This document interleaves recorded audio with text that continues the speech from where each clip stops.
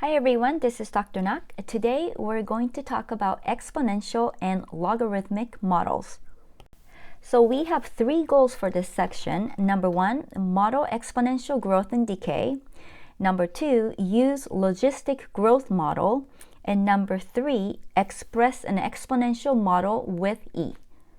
So let's go over one thing at a time. So let's first go over the modeling exponential growth and decay function. So in real-world applications, right, we need to model the behavior of a function. Now, for the exponential growth and decay, our function is going to look something like this. In general, of course, so this is y equals a sub 0 times e to the kt, where a sub 0 is the initial value, e is called the Euler's constant, and k is the rate of growth. Typically, we use the exponential growth function in application involving doubling time, which is, as you guessed, the time it takes for quantity to double. So some of the application for this will be computing the wildlife populations and financial investments. Now, our k can be positive or negative. Now, if k is positive constant, that basically determines the rate of growth. And if k is negative, then it determines the rate of decay.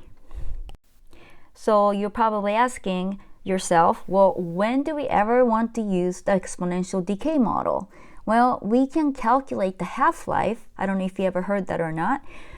Basically, it means that the time it takes a substance to exponential decay to half of its original quantity, such as maybe adding a catalyst to some substance, or we can use half-life in applications involving radioactive isotopes.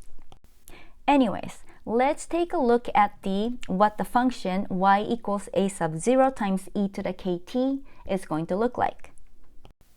Alright, so for our exponential growth and decay function, we got two cases. Of course, one is the growth model and then one is the decay model.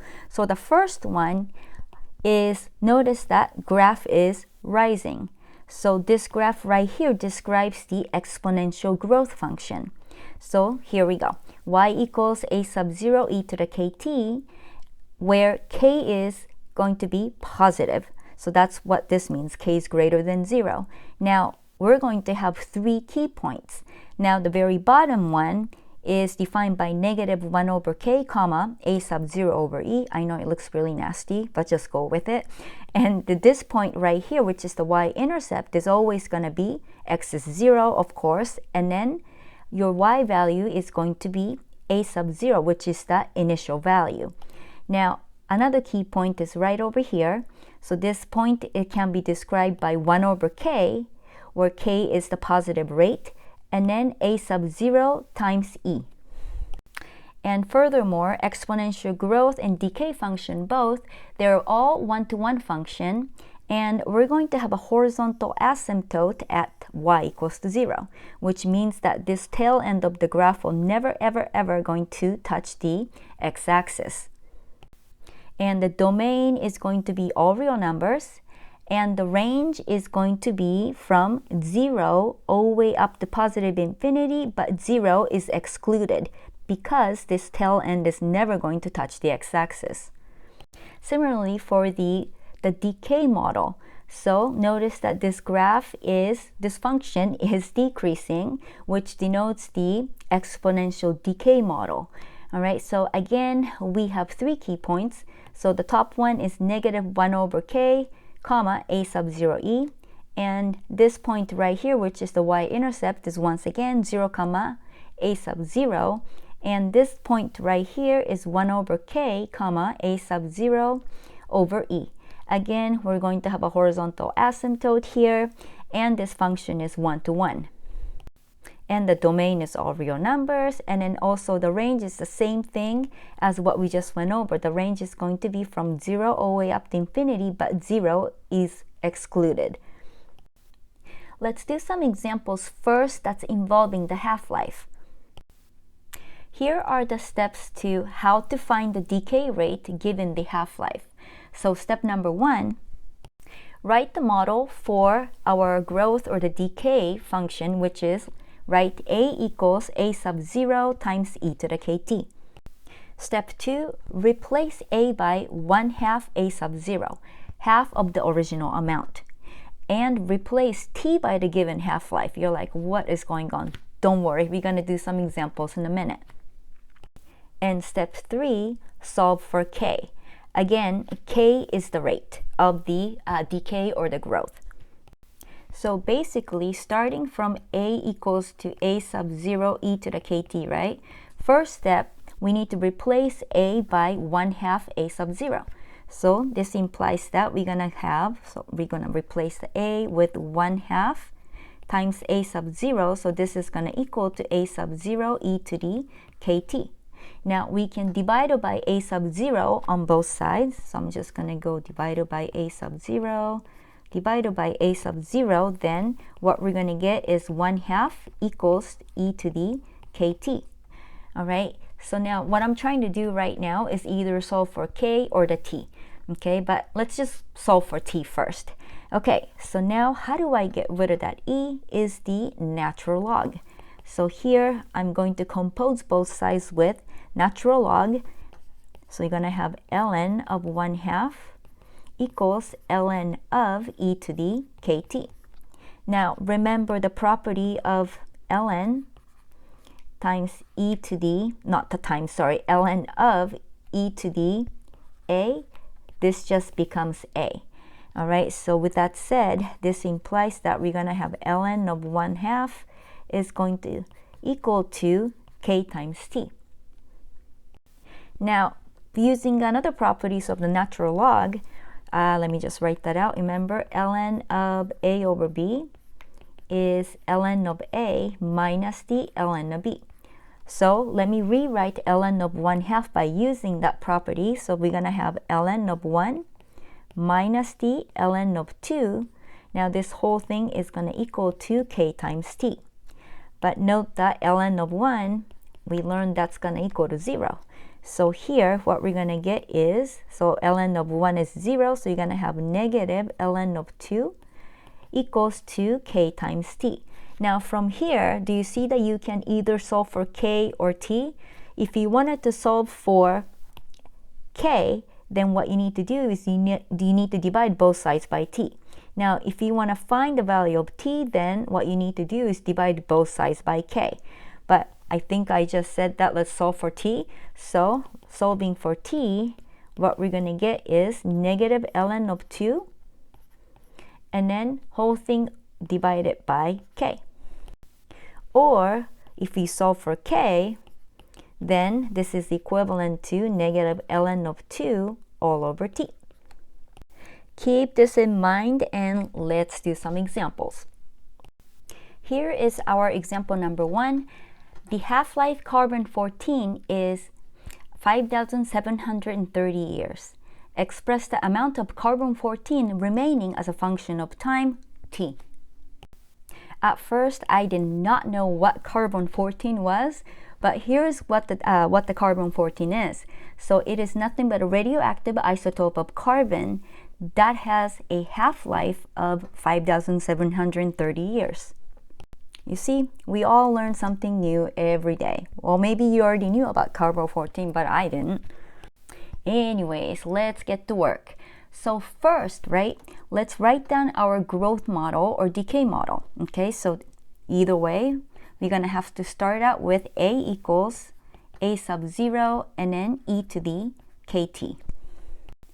Where a, this a right here, denotes the amount of carbon 14 remaining, and then a sub 0 is the initial amount of carbon 14, and k is the rate of growth or decay. In this case, probably is going to be a decay, and t denotes the time. Now let's follow the steps that we talked about previously.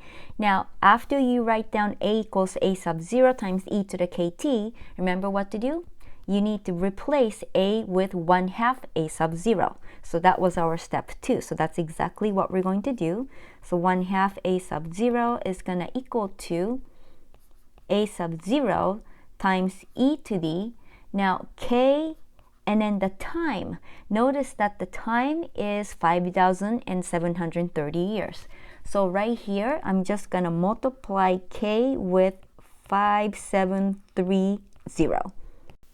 Now, dividing by a sub 0 on both sides, then what are we gonna get? We're gonna have 1/2 equals e to the 5,730 times the k. Now, we're going to do the same thing. We're going to get rid of that e because what we're trying to do is we're trying to solve for k. All right, so here we need to compose both sides with the natural log. So here you're going to have ln of 1/2 equals to ln of e to the 5,730k. All right, so then this implies that we're going to have, again, remember this is ln of 1 minus the ln of 2. So this whole thing is going to equal to 5,730k. And ln of 1 is 0, so here you're going to have negative ln of 2 equals 5,730k. Now from here, we should be able to solve for k. So what do? We divide both sides by 5,730. And here is our rate. So our rate is negative ln of 2 over 5,730. So as we expected, this problem is nothing but the exponential decay model. Let me box that because this is important information. All right, I think now we can come up with a function with respect to time t. All right, so let's write it out. So remember, so what we need to do is we need to go back to our original equation that we just wrote. And what we just found out is this rate k. So I'm going to replace that. So let me just do one step at a time. So therefore, our a equals a sub 0 times e to the kt is going to become a equals a sub 0 and then e to the, now our k, we just computed our k. That's ln of negative ln of 2 over 5,730, and then, goodness gracious, and then multiply this by t. So now look at it. Isn't this nothing but a function of t, right? So therefore, we can call this as f of t equals a sub 0 e to the negative ln of 2 over 5,730 and then t. So this is the function which expresses the amount of carbon-14 remaining as the time goes on. But anyways, let's box this as our final answer.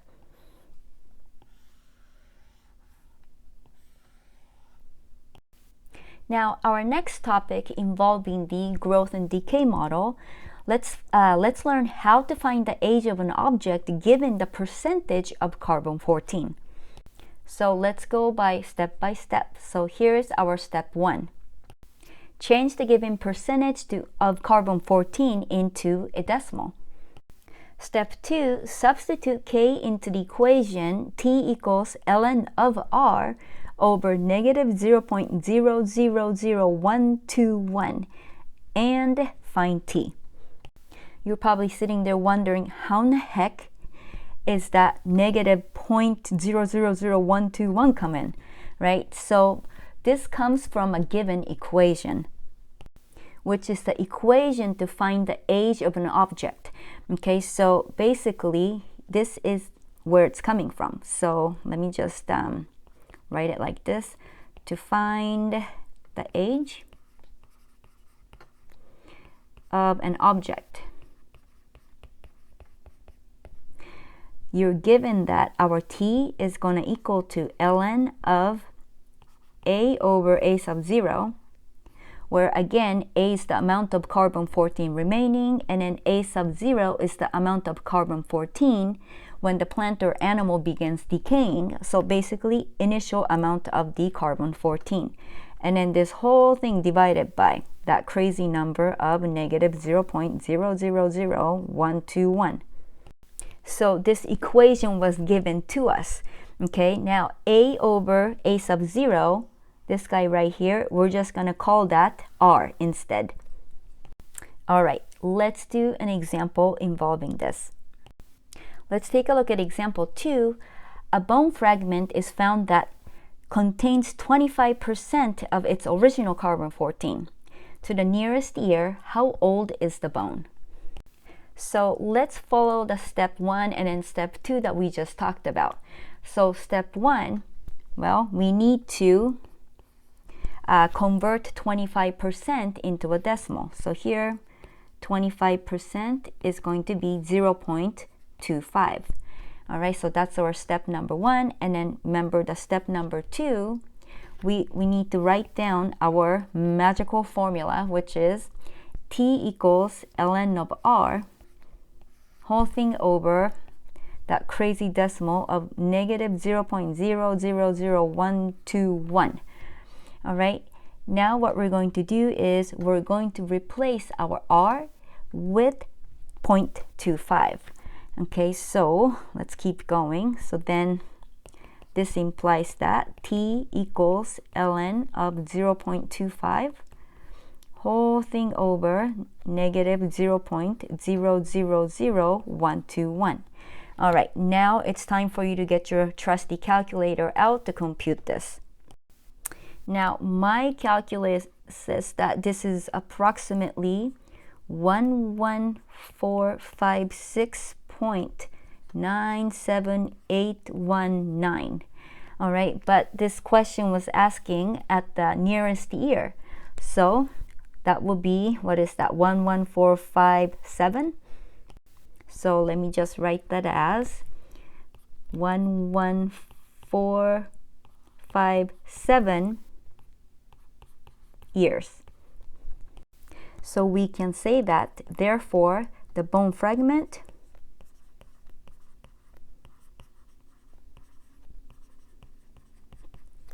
is about 11,457 years. Oh, that's old. Pretty cool, huh? As long as, somebody came up with this nice formula or nice function, we can compute by using their models. Anyways, let me just box that for our final answer. All right, now let's talk about how to compute the doubling time. Now note that the doubling time can be found by solving for when the original quantity has doubled, right? So we're going to use the same model as we use for the half-life, which is a equals a sub 0 e to the kt. All right, but since this is going to be a double time, what we need to do now is you need to replace a with double of the original, which is 2 times a sub 0. So we got 2 times a sub 0 equals to a sub 0 e to the kt. Now let's do the same thing as what we did earlier. So we're going to divide both sides by a sub 0. Now what do we get? So we're going to have 2 equals e to the kt.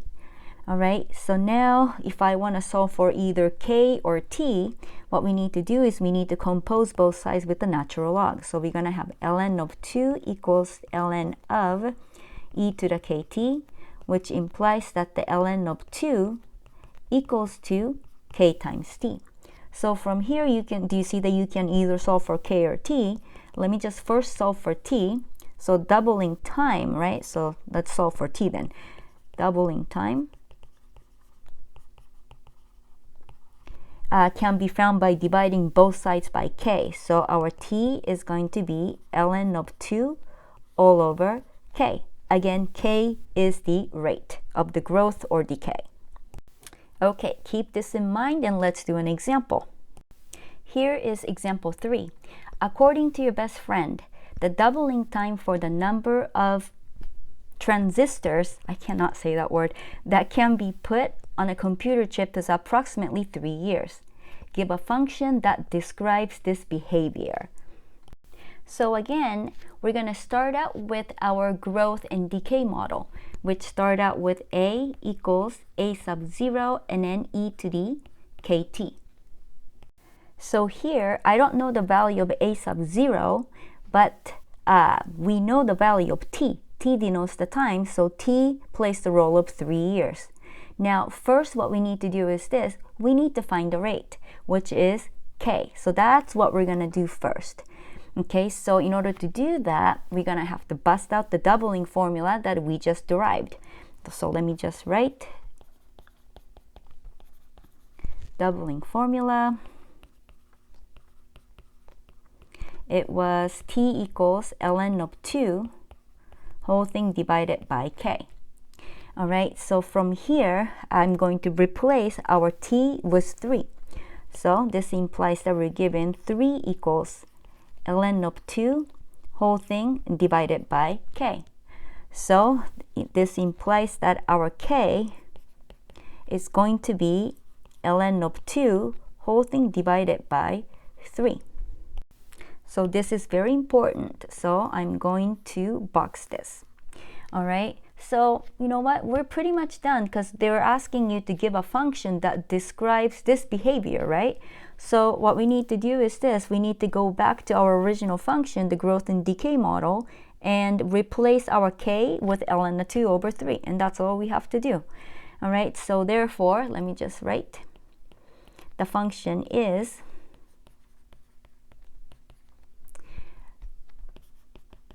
maybe I could write a equals a sub 0 e to the ln of 2 over 3 and then multiply this by t.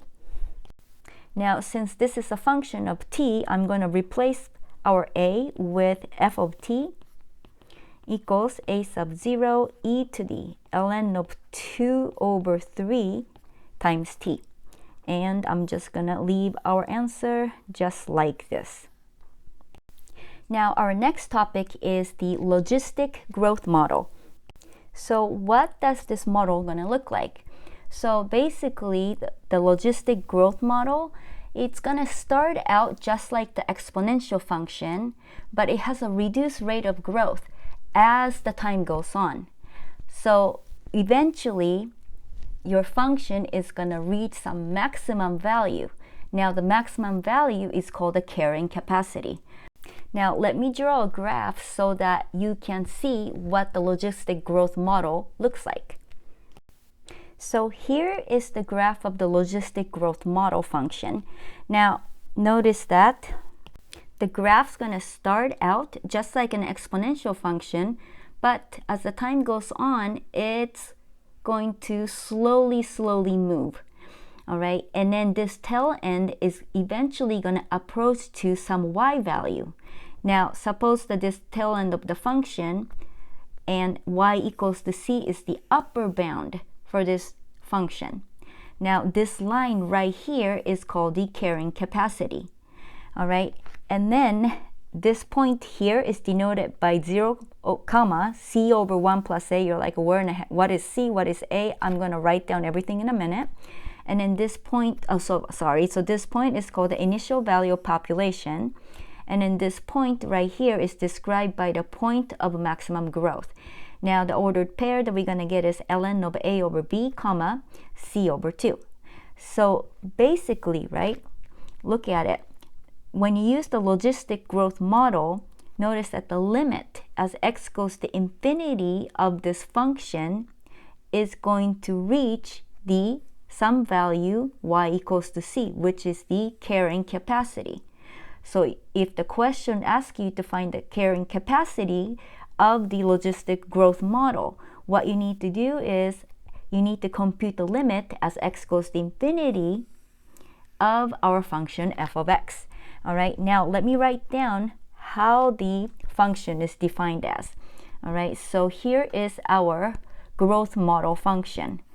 It's denoted by f of x equals c over 1 plus a e to the negative bx.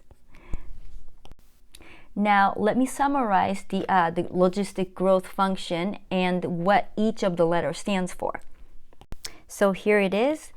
The logistic growth model is defined by f of x equals c over 1 plus a times e to the negative bx, where c over 1 plus a is the initial value, and then our c stands for the carrying capacity or the limiting value, and then this little b right here is the constant determined by the rate of growth.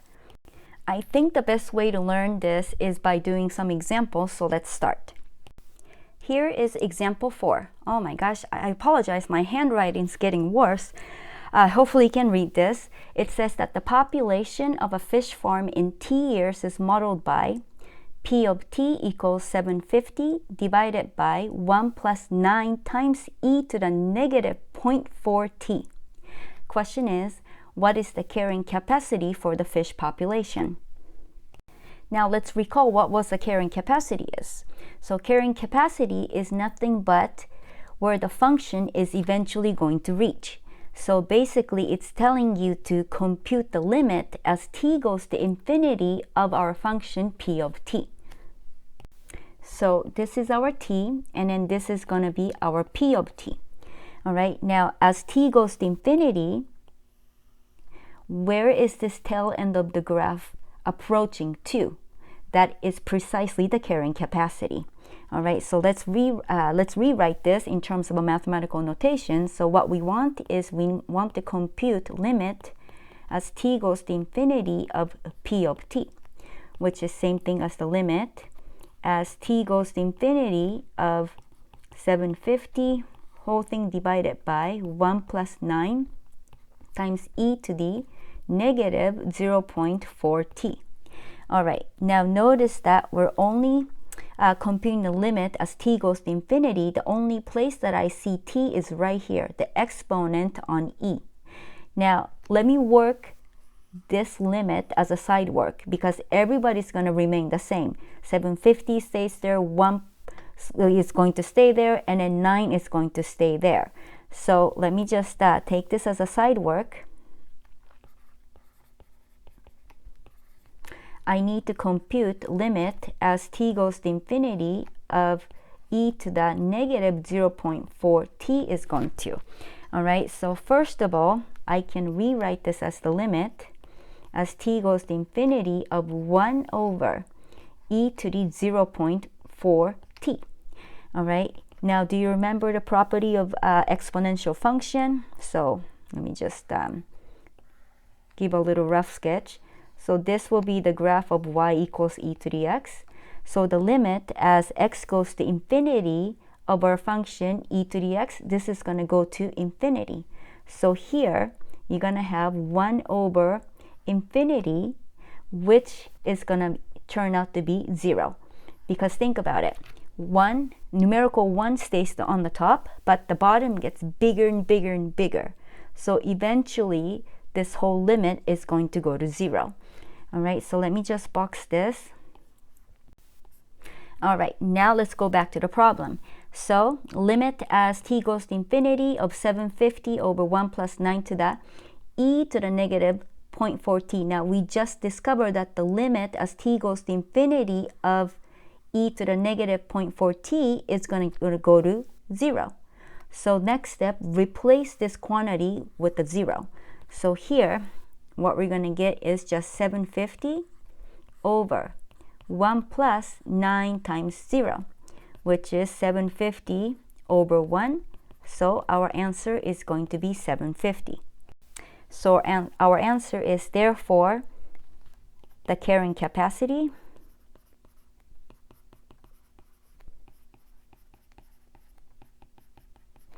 is 750 fish.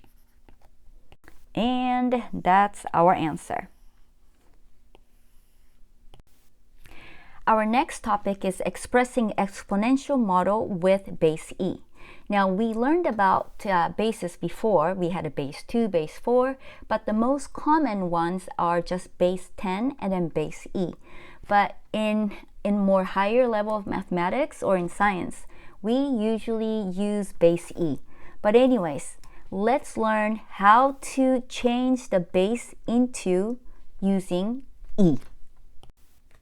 Alright, how to change y equals a times b to the x into y equals a sub 0 times e to the kt.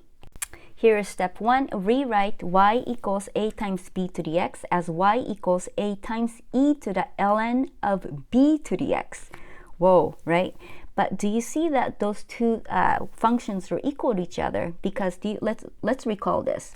Do you remember that e to the ln of k, as long as k is strictly greater than 0, this just became k. So you can think of e and ln, they're going to cancel each other out. So here, if I have a times e to the ln of bx, right? B to the x, sorry. So e to the ln of b to the x, this whole thing just becomes b to the x. So here basically, this is exactly equaling to y equals a times b to the x. Anyway, step 2. Use the power rule of logarithm to rewrite y as y equals e to the x times ln of b. And let me just put the x variable at the end. So this is precisely e to the ln of b times x. So what we did was we brought this exponent x in front of the ln. That was one of the property of the natural log or regular log. So that's what I did over here. Well, actually, this step right here. And then here I just rewrote. I just swapped the orderings around. And step 3, replace little a with a sub 0 and k with ln of b to rewrite the original equation as y equals a sub 0 times e to the kx. So here, all we did was this. Okay, so let's take a look at y equals a times e to the ln of b to the x, right? So first what we did was we replaced this a with a sub 0, and then here your y equals e to the ln of b times x. I just replaced this ln of b with k. So here is our new function. Let's take a look at example 5. Write f of x equals 1.29 times 0.55 to the t as an exponential equation with base e to 4 decimal places. Alright, so let's get down to business. So given f of x, right, f of x equals 1.29. By the way, this is the value of your a sub 0, and then 0.55 to the t. Now what we want to do is this. We want to rewrite this as a sub 0, which is, let's just leave this one alone, 1.29 times e to the kt. So what we need to work on is this. I need to be able to write an equivalent expression for 0.55 to the t that must equal to e to the kt. So first of all, right, t matches up. So we have both t, so this is good to go. So that means what then? Our e to the k must equal to 0.55, which means that we're going to have to find the value of k. So ready? So what we're going to do is we're going to set our e to the k equals 0.55. All right, so now how do I solve for k? Who gets to kill the e? Yes, that's the natural log. So we're going to compose both sides with natural log, which is ln of e to the k equals ln of 0.55. So which implies that we're going to have k equals ln of 0.55. Now they want you to compute this into 4 decimal places. So get your trusty calculator out, and my calculator says this is approximately negative 0.5978. So let me box that because this is a very important information. So we got our rate. So now all we have to do is just replace our k here with this decimal value and then rewrite our function. So therefore, our f of x it's going to equal to 1.29 times e to the negative 0.5978 times t. I just noticed that I made a little mistake here. This was a function of t, wasn't it?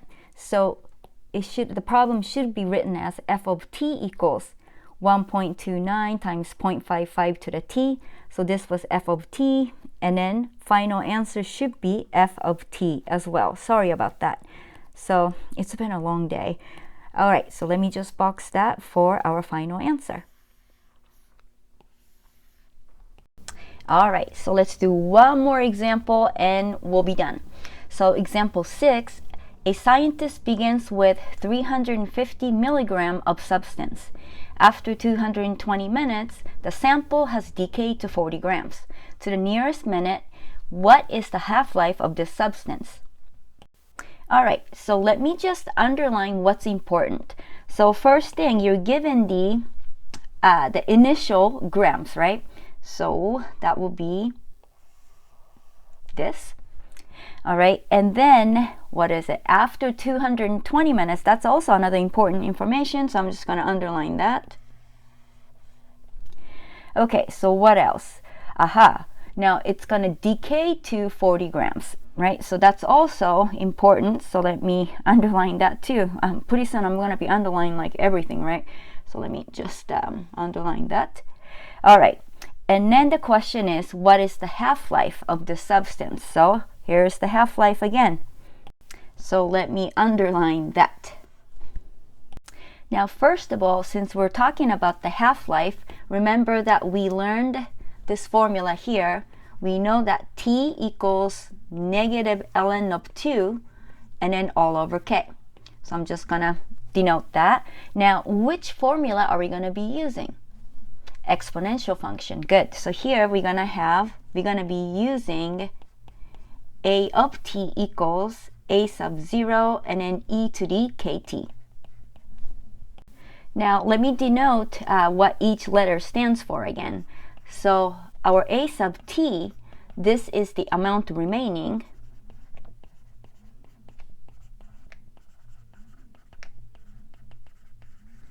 And then a sub 0 is the starting amount.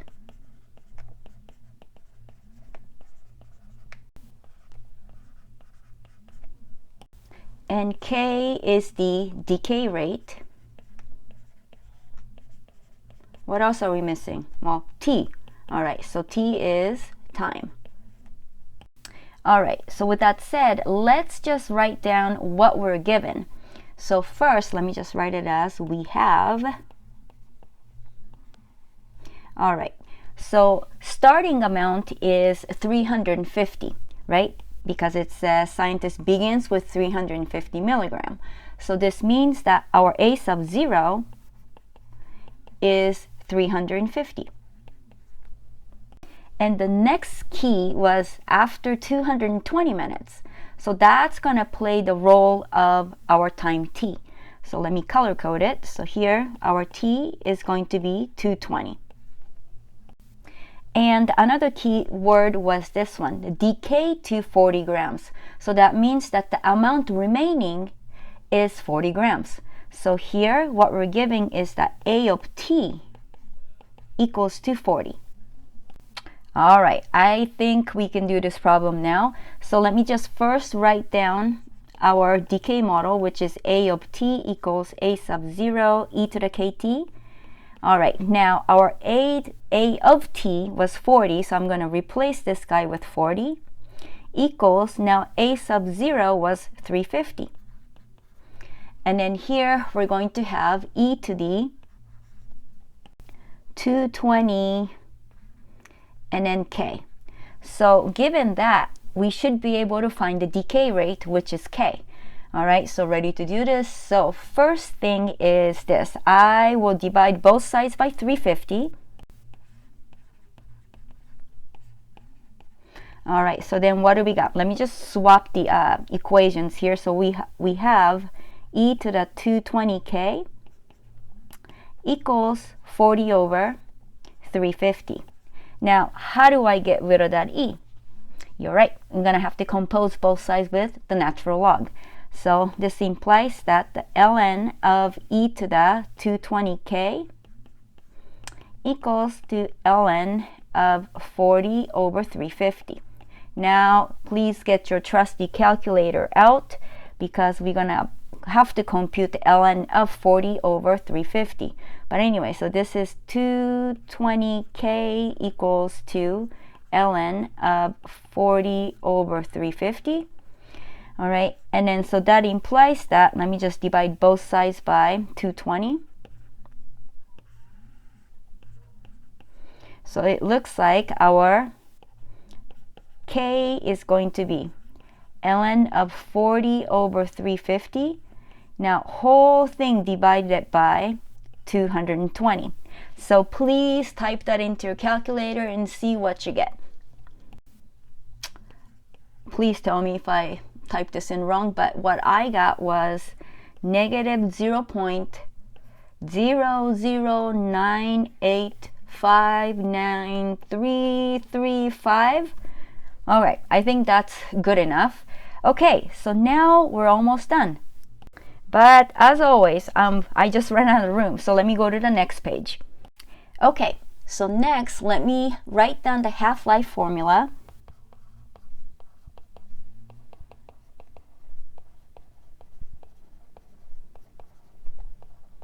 All right, which is T equals negative ln of 2, whole thing divided by K.